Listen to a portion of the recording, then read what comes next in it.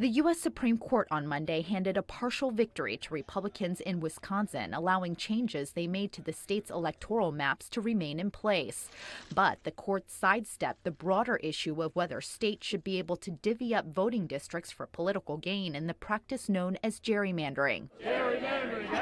In the Wisconsin case, the court said Republicans were within their rights to carve electoral boundaries in ways that had helped their party stay in power. The justices rejected a lower court's ruling that said the new districts deprived Democratic voters of their constitutional rights. But they did so on narrow grounds, saying only that the plaintiffs had failed to prove they had a right to make their case on behalf of statewide voters. In a separate gerrymandering case in Maryland, the Supreme Court decided not to block a congressional district that was redrawn by Democrats, but it allowed a Republican challenge to move ahead. It is up to us. Yeah.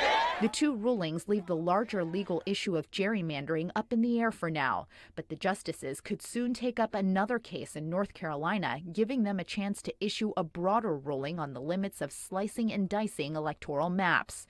In January, Pennsylvania's top court threw out that state's congressional map, ruling Republicans had unlawfully manipulated district boundaries to marginalize Democrats.